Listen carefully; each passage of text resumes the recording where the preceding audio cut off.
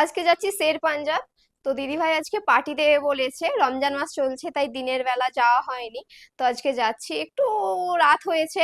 তো এখন যাবো শের পাঞ্জাব, আর কি পার্টি দেয় কি কি করি চলো তোমাদের সঙ্গে শেয়ার করব। চলে এসেছি ফাইনালি শের পাঞ্জাবে। আমাদের বাড়ি থেকে মাত্র 10 মিনিট লাগে শের পাঞ্জাবে আসার জন্য। তো আমরা এসেছি, দিদি ভাইরাও এসেছে, ওরা ভেতরে চলে গেছে। তো ফ্যামিলির সঙ্গে এসেছি আজকে ডিনার করতে। তো কি কি খাই, তো কেমন লাগছে তোমাদের? আসো আসো। আজকে দিদি ভাই কিন্তু ট্রিট দেবে আমাদের, অনেকদিন থেকে বলছিল দেবে দেবে। ওয়াটার বসে পড়েছি ডিনারের জন্য সবাই একসাথে।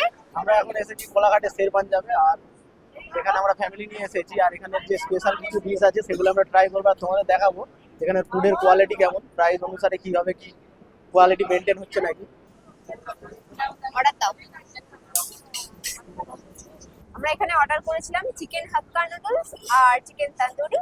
তো চলে এসেছে গরম গরম, চলে এসেছে আমাদের নুডলস, আর তার সাথে আছে চিকেন তন্দুরি।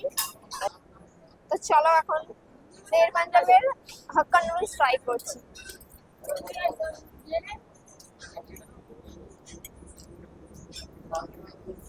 ভালো খেতে, তাই তো? ভালো খেতে। তান্দুরিটা ট্রাই করছি এখন।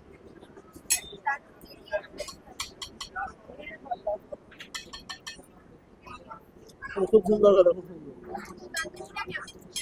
সুন্দর খেতে। এখন চলে এসেছে আমাদের লস্যি।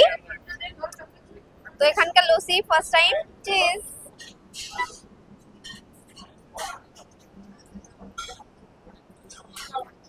মোটামুটি এখানকার লস্যি আমার অতটা ভালো লাগলো না, মোটামুটি লাগলো। নুডলসটা ঠিক ছিল, বাট এটা মোটামুটি বেশি টক লাগছে।